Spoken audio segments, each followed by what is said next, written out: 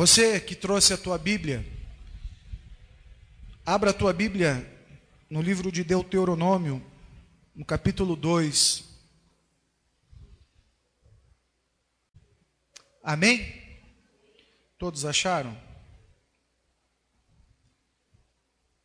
Deuteronômio capítulo 2. Veja o que diz a palavra do Senhor. Então, demos meia volta e partimos para o deserto, pelo caminho do Mar Vermelho, como o Senhor me havia ordenado. E por muitos anos caminhamos em redor dos montes de Seir. Então o Senhor me disse: vocês já caminharam bastante tempo ao redor destas montanhas.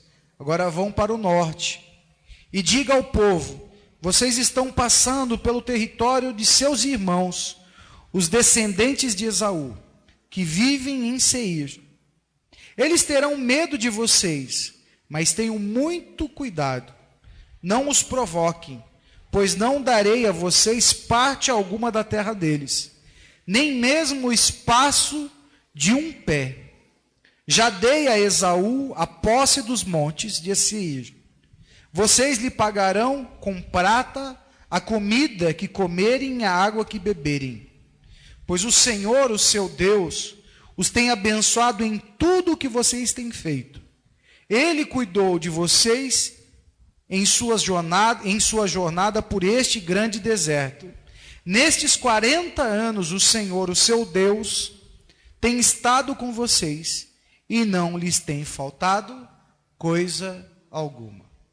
Pai, fala conosco, ministra a tua palavra, o teu recado santo e bendito, em nome de Jesus. Amém.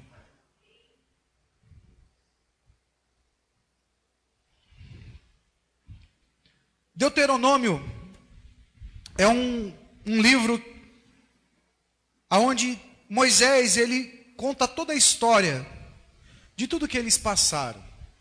Se no Êxodo fala da libertação deles, de como foi a libertação, em Deuteronômio ele é como se ele chegasse diante da promessa. 40 anos se passaram, Deus fala para ele: olha, prepara Josué, porque Josué vai seguir, vai continuar o trabalho, você vai subir ao monte e ali você vai morrer, você vai ver a terra e ali você vai descansar.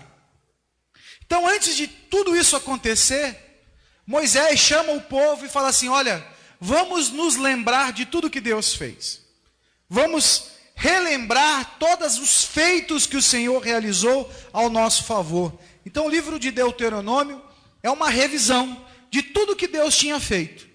Ele começa a contar: olha, a gente fez isso, a gente passou por isso, aconteceu isso. É como se eu e você começássemos aqui a se lembrar do que Deus fez nos últimos 13 anos da nossa igreja.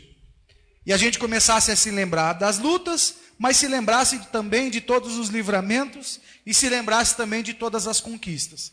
O livro de Deuteronômio fala sobre a história de tudo que aconteceu. Eles estão relembrando tudo que o Senhor está falando, tudo que o Senhor fez.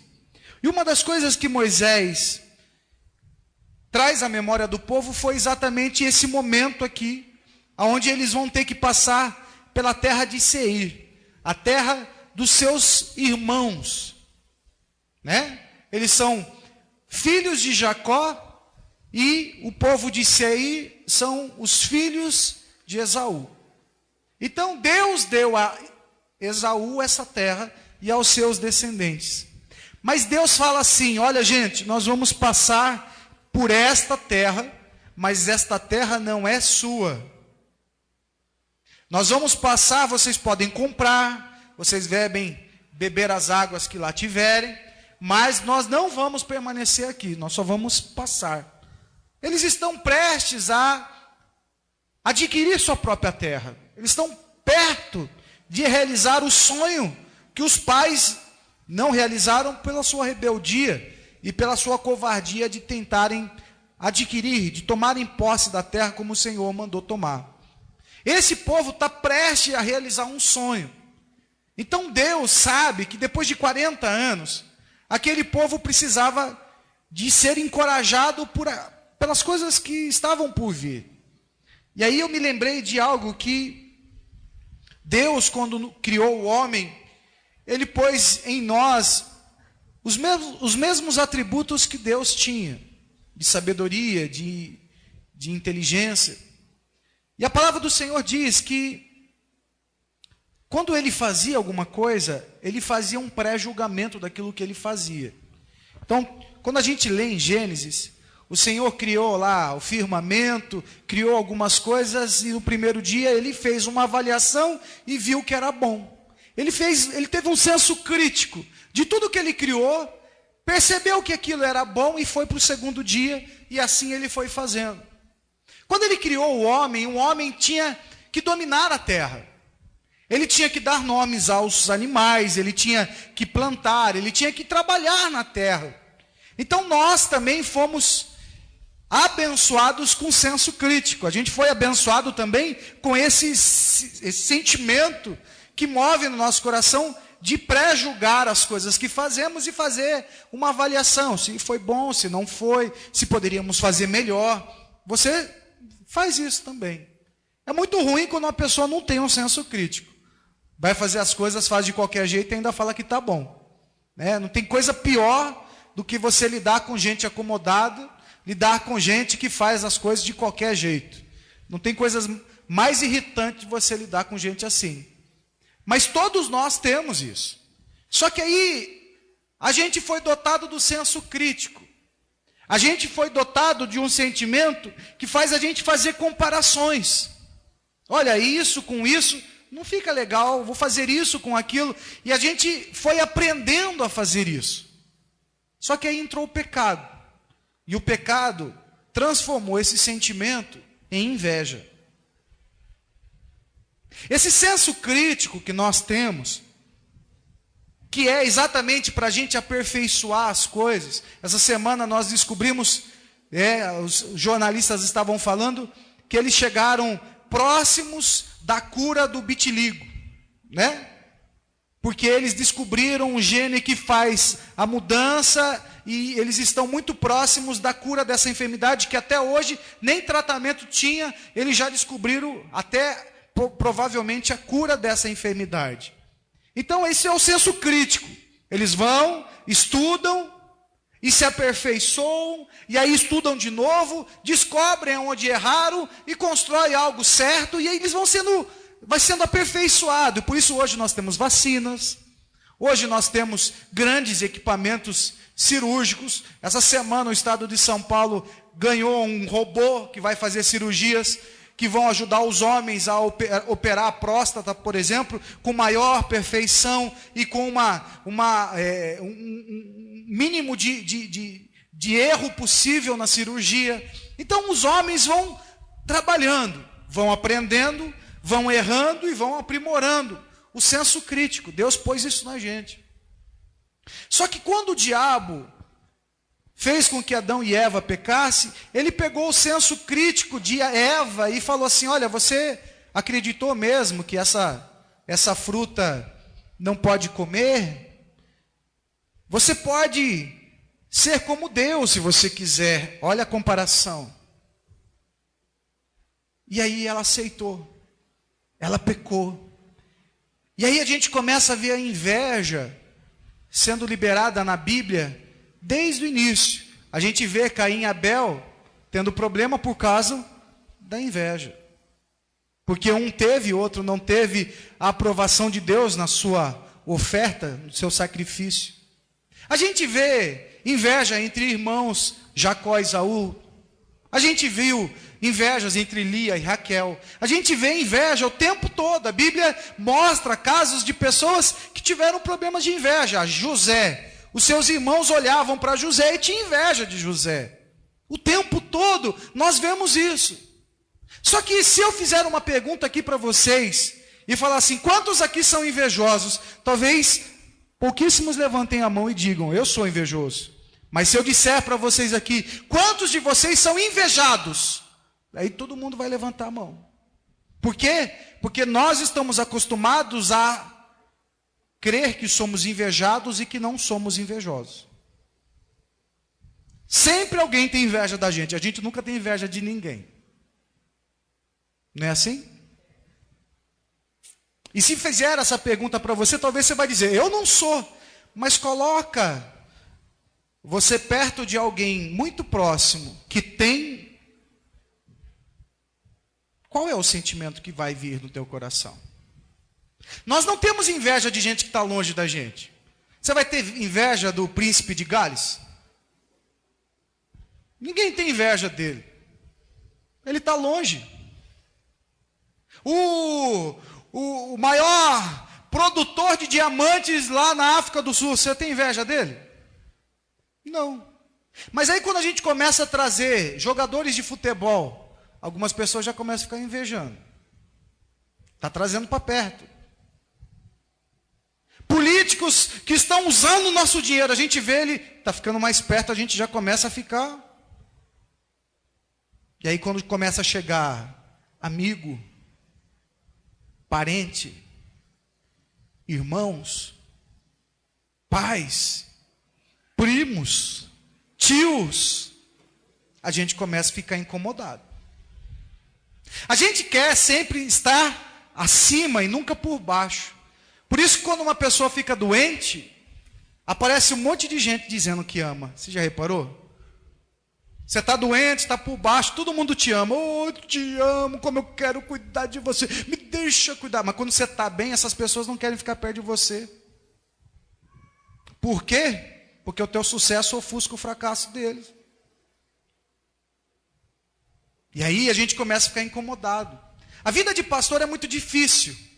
A gente tem que cuidar muito bem desse sentimento. Porque a gente está aqui orando, ministrando a palavra, ensinando vocês. E aí a gente vai vendo vocês conquistarem. E aí a gente vê as pessoas dizendo assim, olha, conquistei isso, comprei isso, adquiri isso. E a gente fala assim, mas você não é ofertante, você não é dizimista. Olha o sentimento. Você não cuida de mim do jeito que eu cuido de você. Você não me ama como eu amo você. A gente começa a permitir que este sentimento venha no coração. Por isso, muitos pastores, com um determinado tempo de ministério, ele passa a não só mais olhar para o povo, ele passa a olhar para ele. Porque ninguém pensa nele. Ele vai pensar um pouco nele, na família dele. E aí, quando faz isso, os invejosos que vê o pastor crescendo, diz, está roubando. É desonesto. Vocês percebem? Sempre um lado ou o outro se incomoda. E aí, quando nós estamos ao lado de pessoas que estão bem, a tendência é a gente ficar incomodado. Por exemplo, se você estiver endividado, cheio de conta para pagar, e alguém chega para você e diz, comprei uma televisão de LED, HD, Full HD, 3D, paguei 10 mil reais, e você vai pensar assim, eu não tenho conta para pagar a minha luz, tenho dinheiro para pagar a minha luz. O cara fala assim, comprei o carro, e você fala assim, eu não tenho dinheiro para pagar minha água. E o cara está gastando tudo, bobagem, para que isso, não precisa disso. Está lá dentro, gente. A gente, com a palavra de Deus, só aprende a domar isso. Por isso Deus fala para Caim, Caim, eu sei o que está acontecendo dentro do teu coração. Por isso é bom que você controle isso, antes que isso te leve a fazer uma besteira. Ele não controlou e o que ele fez, matou o irmão. Se nós não controlarmos isso, se nós não colocarmos esse sentimento no lugar que ele tem que estar, a gente só faz besteira. A gente fala umas verdades que não são verdades. É a nossa inveja. A gente quer dizer o que está engasgado no coração, na boca, na garganta, mas não é para fazer a pessoa abrir os olhos. A gente quer fazer isso para expressar a nossa inveja.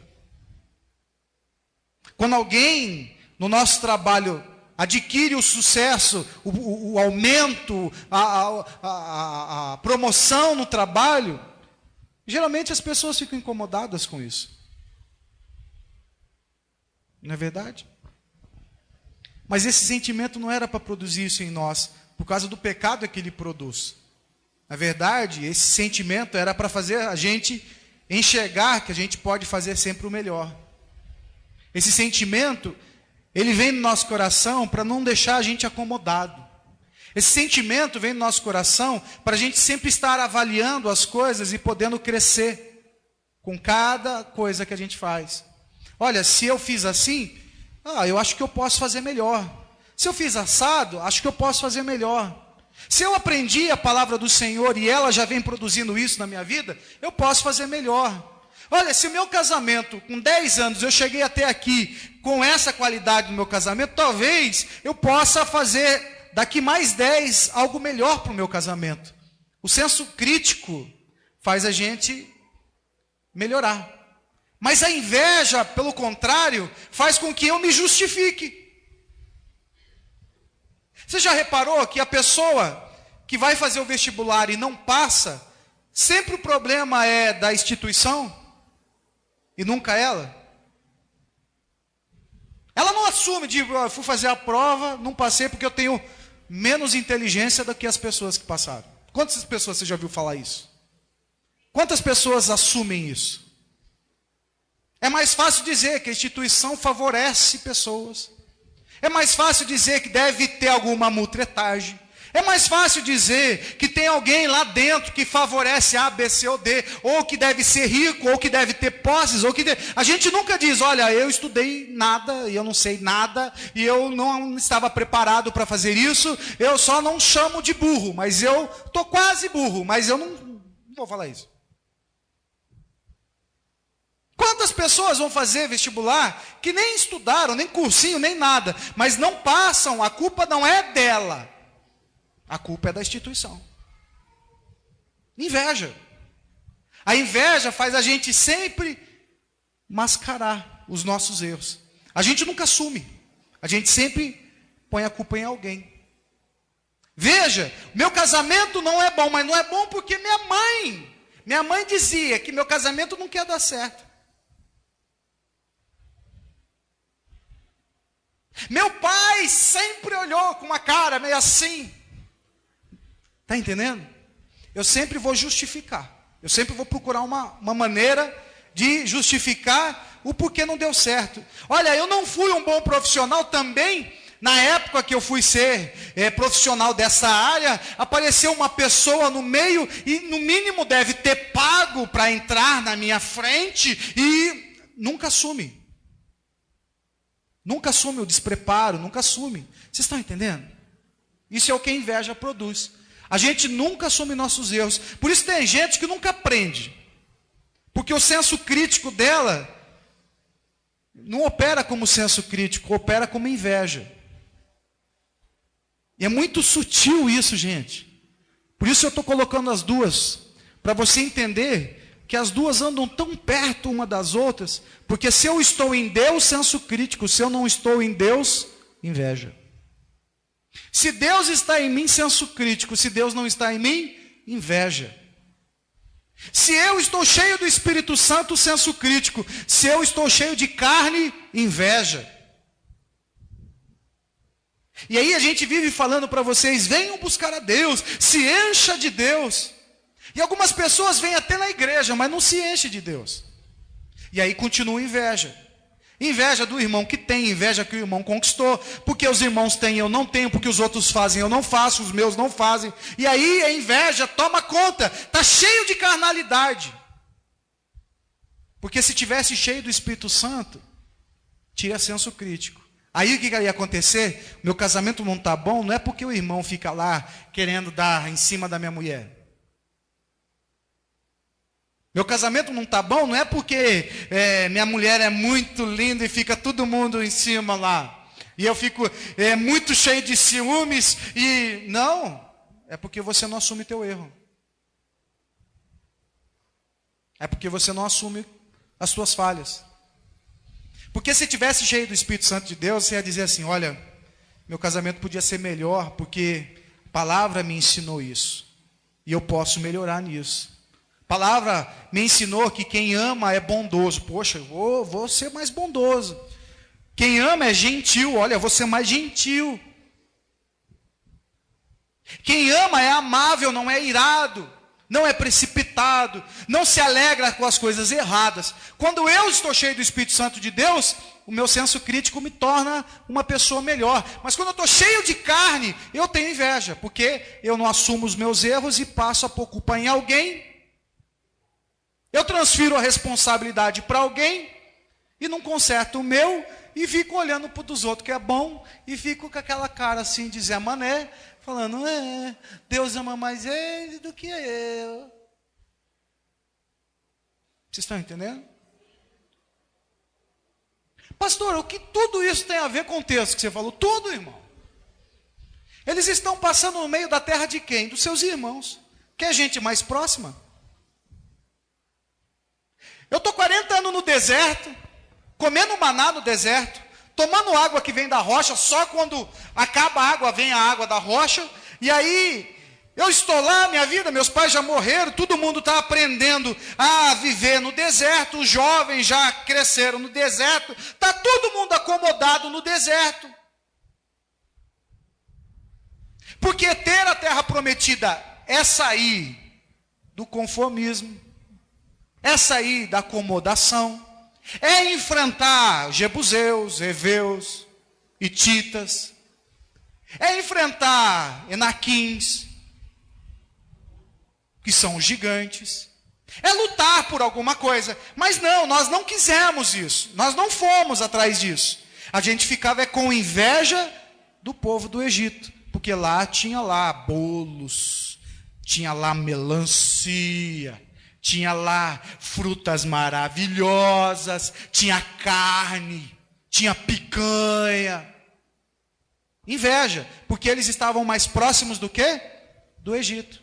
Só que agora eles estão 40 anos longe do Egito, não tem mais como fazer comparação, não tem mais senso crítico. Eles adormeceram, acabou o senso crítico, eles estão completamente acomodados, e é assim mesmo, a nuvem levanta, a gente segue a nuvem abaixa, a gente para na nuvem. É mais ou menos aquelas pessoas que estão em casa, olhando para a novela, e a novela mostra lá a véia que estudou, que cresceu, que tá, e você fala, nossa, eu queria ser essa véia. Aí a véia arruma um garotão, você olha, tem um velho do lado, você fala, nossa, creta, meu Deus. Você quer ter uma vida nova, mas você está tão acostumado com o deserto, que você não vai fazer nada para mudar, você só vai ficar pensando como seria viver como aquela véia.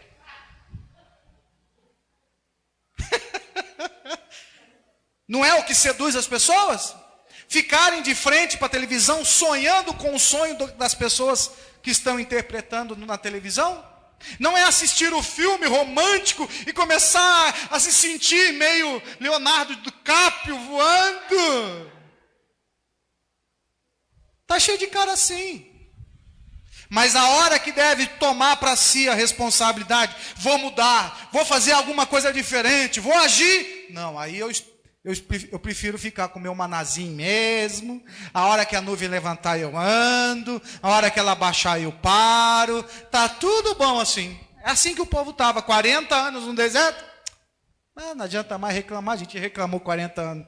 Não aconteceu nada, quem reclamou morreu mais cedo. Aí Deus fala para Moisés, 40 anos, fala para esse povo passar no meio dos seus irmãos. Para quê? Para eles verem uma terra organizada. Passa no meio dos seus irmãos. Irmão, olha o que Deus está fazendo. Passa no meio dos seus irmãos para ver como eles vivem. Imagina Israel passando no meio de Seir, o povo com aquela coxona de frango.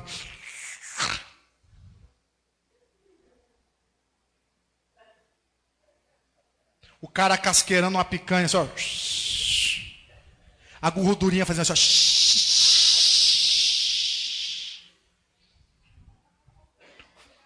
O cara que está no deserto 40 anos, ele passa assim, ó. Só salivando. E essa semana aprendi no bem-estar, né? Que os olhos mandam uma mensagem para o cérebro, a boca começa a salivar, porque eu estou me preparando, meu organismo está se preparando para receber o alimento. Eles estavam passando no meio para ver, olha a casa deles, eles são filhos de Esaú. E nós, de Jacó, né? Jacóia, viver deserto. Percebe a diferença? Deus começa a mostrar para eles a diferença. Para quê? Para prepará-los para conquistar aquilo que eles têm direito. Mas Deus fala para eles assim: vocês vão passar pela terra deles, só que vocês não vão ter direito a um pé da terra deles, porque a terra é deles. Ô irmão, como é difícil ouvir essas coisas, não? Já pensou? O cara passa e Deus fala assim: não é seu, olha para lá.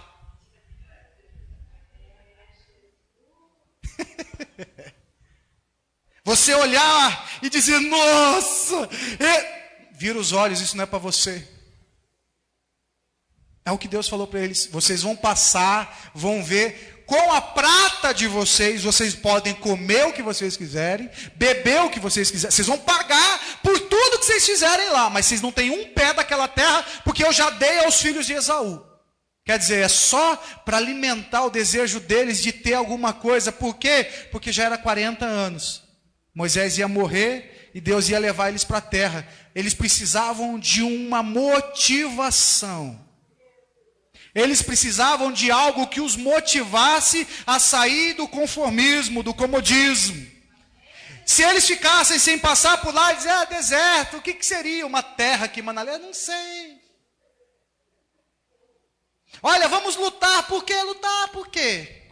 Tá bom aqui.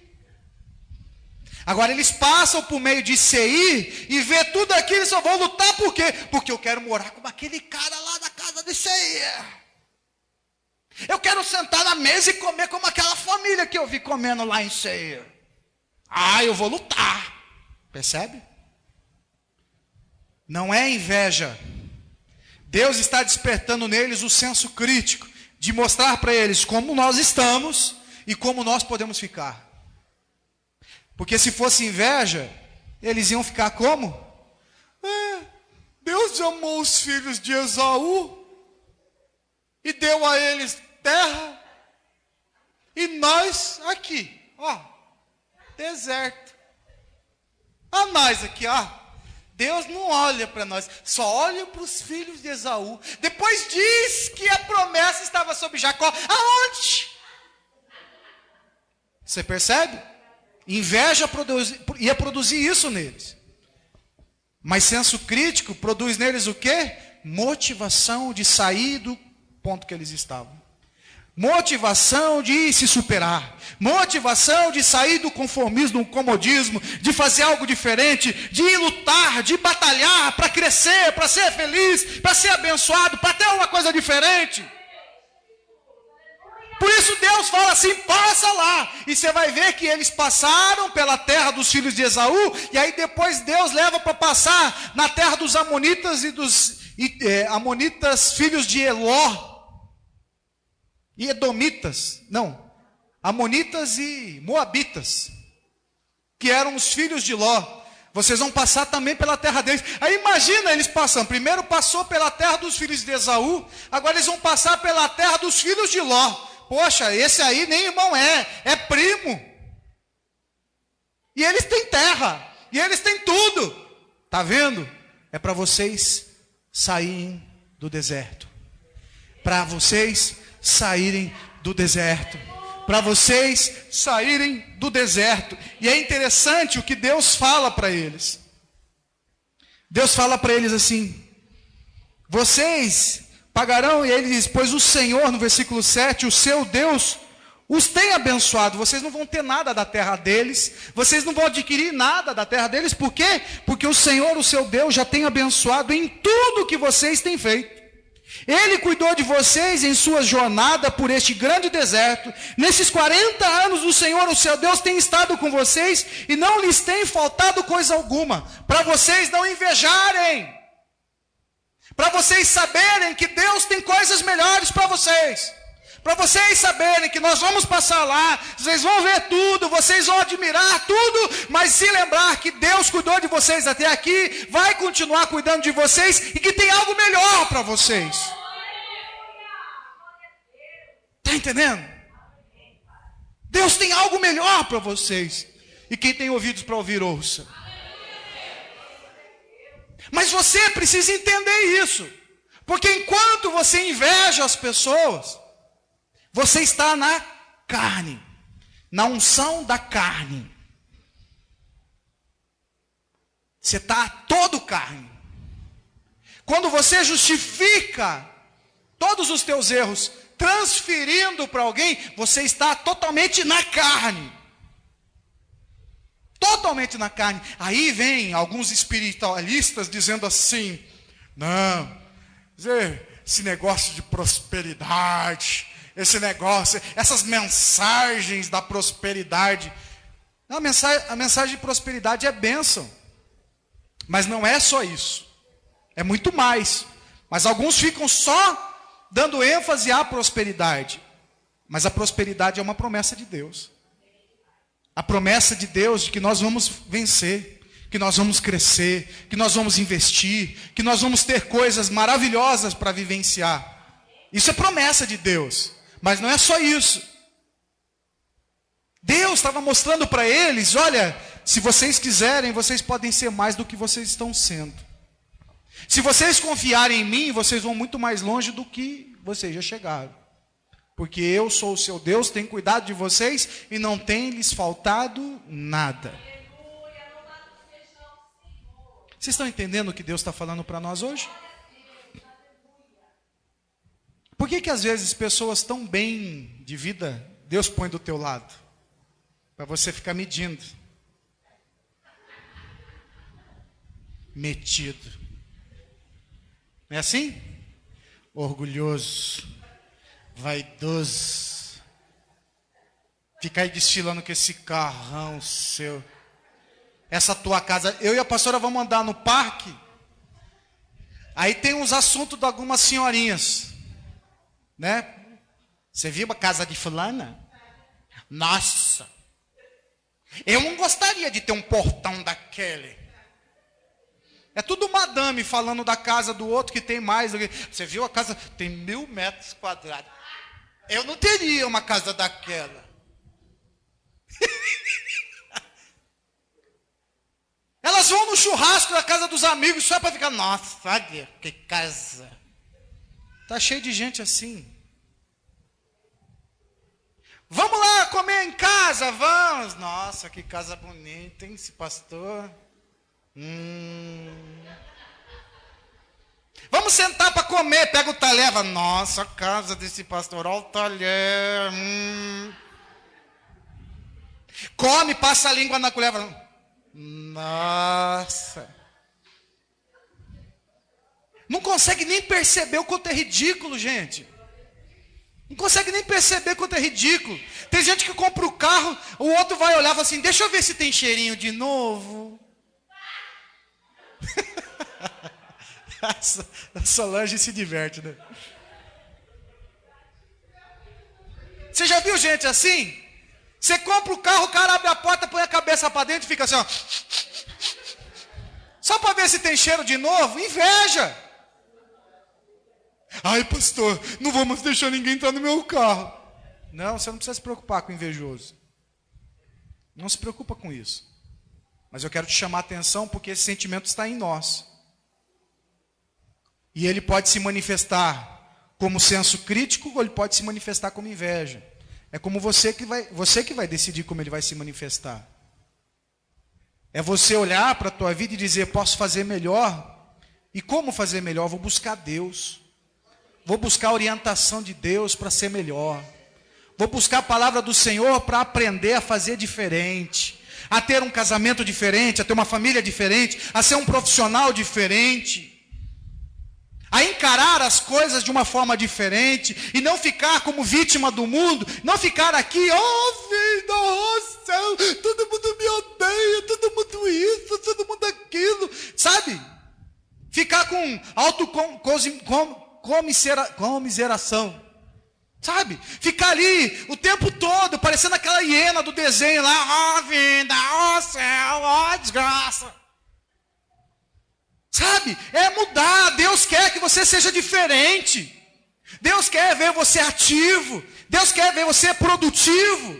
Deus não quer te ver acomodado. Deus não quer te ver assumindo atestado de incompetência. Deus não quer ver você cumprindo só as ordens que te dão. Olha, Pedrinho, vai lá na feira, só compra o limão. Vou fazer uma salada de fruta e você me compra uma maçã. Aí o Pedrinho vai lá e compra a maçã e traz. O patrão não falou que ia fazer uma salada de fruta? Traz um pouquinho de cada fruta. É assim que Deus quer que a gente faça. A gente esteja atento às ordens, mas seja excelente. Você pode ser excelente. Deus te dá a condição para ser excelente. Deus não quer que você fique olhando para o que os outros têm e fique se lamentando porque não tem. Vai fazer alguma coisa para ter? Vai fazer alguma coisa para fazer melhor? Vai fazer alguma coisa para crescer? Do que ficar se lamentando e reclamando e murmurando? Tem gente que diz assim, eu não tinha pai nem mãe, mas se tornou um grande profissional, foi a luta. E tem gente que teve pai e mãe que diz assim, ai, minha vida é uma desgraça, meu pai não me ajudava, minha mãe não te ajudava. Ontem eu estava vendo o Luciano Huck, um artista, um ator que a mãe foi abandonada pelo marido e ela cuidou, fazendo faxina e cuidou dos 2 filhos, e o filho pôde crescer e dar a ela uma casa, a casa do sonho dela. E aí você olha e fala assim, tinham todos os motivos para ficar na favela se lamentando e dizendo que a vida não foi favorável, mas eles fizeram diferente. Vocês estão entendendo? E aí a gente fala assim, ah, Deus, é isso que o Senhor quer que eu faça? Pois é, irmão. O que você está fazendo para mudar? O que você está fazendo para a tua vida dar uma guinada, uma revertida? O que você está fazendo para o teu casamento melhorar? Ah, pastor, eu estou todos os dias dando um beijo na testa. Então teu casamento não vai melhorar. Porque essa semana os cientistas disseram que um casamento só dá certo com um beijo na boca. Cientificamente foi provado que um casal que não se beija na boca está contado a sua relação conjugal. Cientificamente. Quantos beijos você dá na boca? Essa semana o povo vai chegar aqui, ó, com as bocas mole. O povo vai chegar aqui só assim, ó. Que assim seja. Mas cientificamente provado que um casamento precisa deste tipo de carinho. E aí o cara acorda de manhã e fala assim, beijo. Aí vai dormir, beijo. Aí depois começa a cantar a música dos adolescentes, beijo, beijo, beijo, beijo, beijo. Vocês estão entendendo? Você ouve as coisas e você faz diferente. Aí você vai dar um beijo no marido. Ai, não, para. Segura a cabeça do cara e lasca o beijo. Fala, vem aqui. Isso aqui é para a sobrevivência do nosso casamento.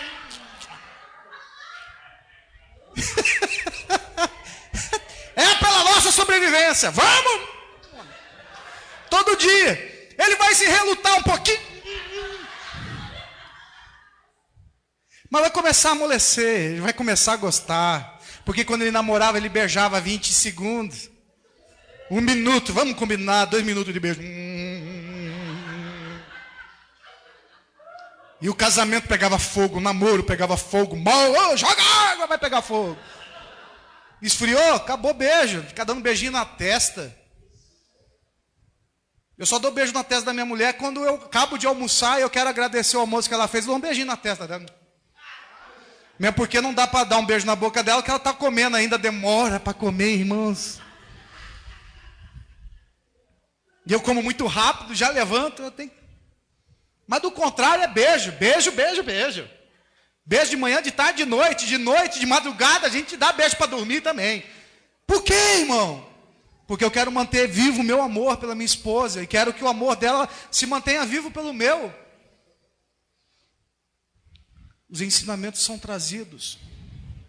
É mais fácil ficar reclamando. Meu casamento não dá certo. Não dá certo, irmão, porque você é invejoso. Você se justifica nos teus erros, você sempre transfere as suas culpas e não faz nada para mudar. E aí, quando você deveria mudar e quando você deveria fazer alguma coisa, você não faz. Aí Deus faz você passar na frente da terra dos seus irmãos. Chegar na festa de família, chega o irmão todo arrumado, carrão, a família tudo ajeitadinho. Você olha e fala assim, egoísta. Fica só criticando. Fica fazendo comparação. Enquanto Deus fala assim, eu sou o teu Deus, tenho cuidado de você, tenho abençoado você, não tem te faltado nada, então para de ficar olhando para Ele e tendo inveja. Olha para Ele e diz, eu preciso fazer alguma coisa para melhorar. Olha para Ele e diz assim, olha, eu posso crescer. Ele cresceu, viemos da mesma mãe, mesma educação e nós pudemos crescer. Ele pôde crescer, por que eu não posso? Posso sim, então vou à luta. Você percebe a diferença? É isso que Deus quer falar para nós hoje. É isso que o Espírito Santo de Deus põe no meu coração para a gente poder aprender e crescer. A gente descontrai, brinca, porque o assunto é sério. Porque falar de inveja, ninguém tem inveja. Nossa, ninguém tem inveja. Mas fala assim, nossa, vou viajar para Ilhas Finge. Vou passar uma semana no hotel 5 estrelas. Nossa. Eu vou nadar, vou mergulhar. Eu vou comer camarão. Nossa, aqueles camarão. Né? Ali, olha. Você começa a viajar, a pessoa do lado fica assim. Inveja. Porque se estiver cheio do Espírito Santo, o que eu vou fazer? Para eu também ter uma viaginha na Praia Grande. O que eu vou fazer para ir para Long Beach? Vou fazer uma farofa, vou fazer um bate-volta, levar pão com mortandela, mas eu vou correr no mar. Em vez de invejar, você produz. E é isso que a tua família está esperando de você. É isso que Deus está esperando que você entenda. Porque até aqui o Senhor cuida de você. Até aqui não te faltou nada. Até aqui o Senhor vem cuidando de você em todas as coisas. Então para de se preocupar com a provisão diária, que isso Deus está falando, eu cuido. Agora Ele está falando, além da provisão diária, faça alguma coisa. Além daquilo que Deus está fazendo no dia a dia, agora é você. Produza algo mais, faça alguma coisa a mais. Eu estou aqui enchendo você para que você não tenha inveja, mas para que você tenha senso crítico, de fazer sempre algo melhor, investir em algo melhor. Então é com você. É com você. Amém? Palavra do Senhor para você.